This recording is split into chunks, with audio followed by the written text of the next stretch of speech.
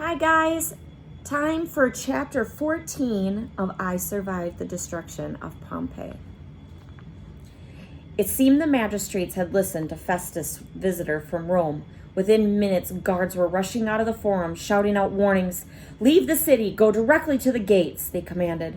Tata looked at Marcus with relief. They had done their duty. Now at last, they could leave Pompeii. But soon discovered there was no easy escape. Marcus and Tata joined the sea of people streaming down the main street towards the city gates. There were rich men and slaves, parents with babies in their arms and children clutching their robes. Some dragged carts piled high with clothes and dishes and baskets. Others lugged sacks. As they passed the gladiator barracks, Marcus glanced inside the open gates. There was a man's body lying motionless in the grass, a pillar smashed across his back. With a jolt, Marcus realized that this was the Lanista. Tata saw him too, but Tata quickly looked away as he tightened his grip on Marcus's hand. Cyclops must be somewhere in this crowd, Marcus realized, but Marcus was no longer afraid of him. Everyone in Pompeii was fighting the same enemy now, the most heartless killer of all, Vesuvius.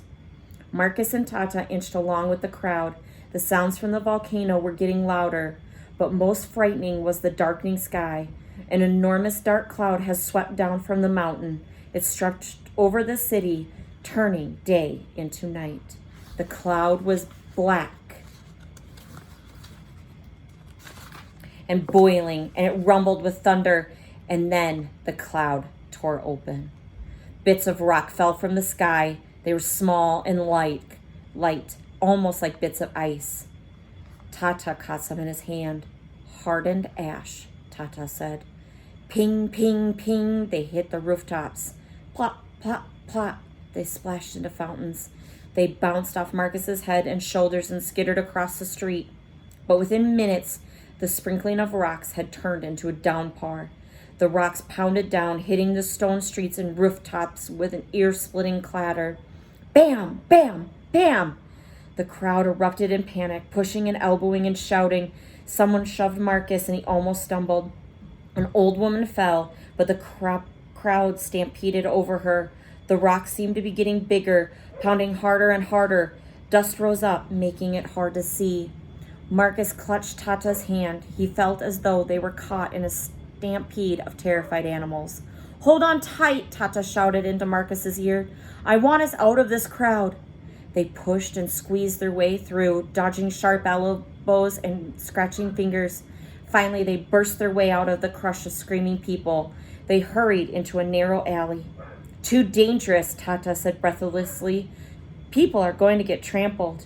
He pulled Marcus into a doorway. They pressed themselves against the wooden door, trying to escape the hail of rocks, but the downpour was even stronger now. Tata pointed to a small temple just ahead. "We can wait there until it stops." They pulled their tunics over their heads and waded through the river of stones. They were just steps from the building when, whoosh, Marcus's heart stopped as he looked up. It was a huge fireball, bigger than the one that killed Festivus. Kaboom! The explosion knocked Marcus back. The last thing he saw before he fell was a huge chunk of rock smacking Tata in the head.